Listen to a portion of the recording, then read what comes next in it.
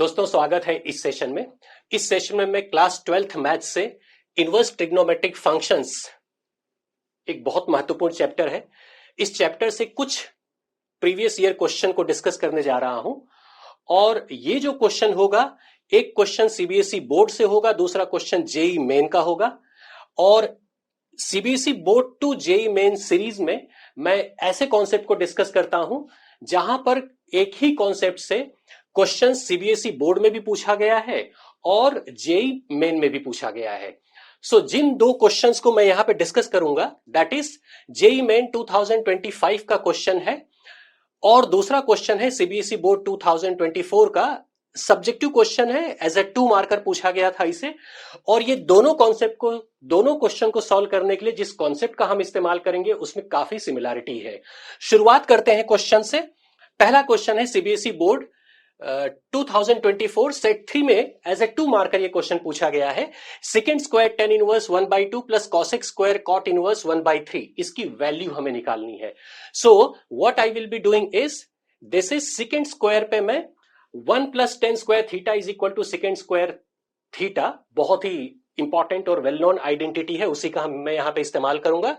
So it is 1 plus tan square tan inverse 1/2 और cosec square theta पर को मैं रिप्लेस कर दूंगा 1 प्लस cot स्क्वायर थीटा से। This is 1 plus cot square cot inverse 1/3।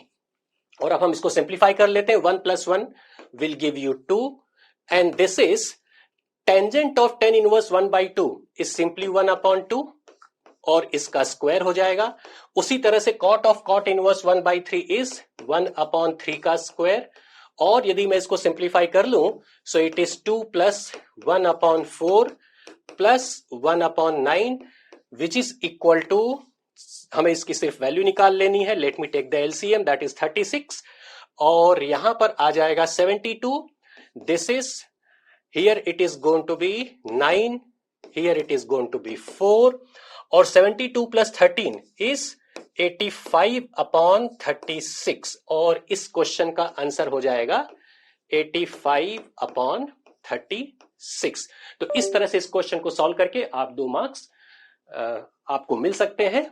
अब इसी कॉन्सेप्ट पर जो दूसरा क्वेश्चन है, that is from JEE 2024, second square tan inverse alpha plus cosec square cot inverse beta is equal to 36 और एक important relation alpha और बीटा के बीच में हमें दिया गया है। अल्फा प्लस बीटा का जो सम है दैट इज 8 और दूसरा इंपॉर्टेंट रिलेशन यहां पर अल्फा और बीटा का है कि अल्फा की वैल्यू बीटा से छोटी है। इसका इस्तेमाल करके हमें अल्फा और बीटा की वैल्यू निकालनी है और उसको हम यहां पे सब्स्टिट्यूट कर देंगे and we will be getting our answer. So बढ़ते हैं सॉल्व करने के लिए इस पार्ट को। So this is again here it is 1 plus this is tan square tan inverse alpha as we did in the previous case. This is 1 plus cot inverse, this is cot inverse beta, यहां पर सिर्फ cot है, so this is only cot here, तो इसको हम सिर्फ cot लिख लेते हैं। This is going to be cot of cot inverse beta, यहां पर cot का स्क्वायर हो जाएगा बिकॉज हमने cosec स्क्वायर थीटा को रिप्लेस किया है 1 प्लस cot स्क्वायर से। और this is going to be 2 plus, here it is going to be alpha का square and this side it is going to be beta का square. और ये जो पूरा रिजल्ट है that is given as 36, so here it is 36। इस तरह से एक इक्वेशन मुझे मिल गया, alpha square plus beta square is equal to 36 minus 2 which is 34. अब alpha square, here it is alpha square plus beta square is equal to 34 और alpha plus beta is equal to 8। ये result हमें already question में दिया है। इन दोनों की मदद से हमें अल्फा और बीटा की वैल्यू निकालनी है। So one of the identity, very basic identity we will be using. So here alpha plus beta का square is equal to 8 का square, this is alpha square plus beta square plus 2 times of alpha into beta, which is 64, and 2 alpha into beta is 64 minus alpha square plus beta square, which is 34. So here 2 times of alpha into beta is equal to 30. This is one of the important result I got here.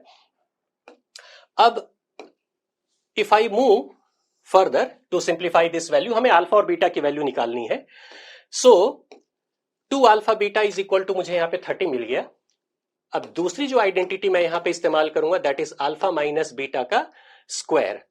Alpha minus beta का square is again alpha square plus beta square minus 2 times of alpha into beta. And this is alpha square plus beta square को मैं 34 से replace कर रहा हूं, minus 2 alpha beta को मैं 30 से रिप्लेस कर रहा हूं. So which is equal to 4. अब यहां से alpha minus beta is equal to plus और minus 2 I can write. So if I take alpha minus beta as plus 2, which is ruled out, क्योंकि अल्फा की value हमें beta से छोटी बताई गई है. So I should prefer alpha minus beta is equal to minus 2. एक relation है alpha minus beta is equal to minus 2. So this is what I will be using here. Alpha minus beta is equal to minus 2. और दूसरा जो result है हमारा alpha plus beta that is equal to 8. इन दोनों equation को यदि मैं solve करूं तो 2 alpha is equal to, here it is going to be 6 और alpha is equal to 3. तो alpha की वैल्यू हमारी 3 आ गई.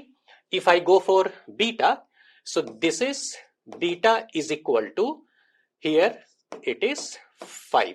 alpha की वैल्यू 3 आप यहां पे सब्स्टिट्यूट कर दीजिए, बीटा की वैल्यू 5 आ जाएगी.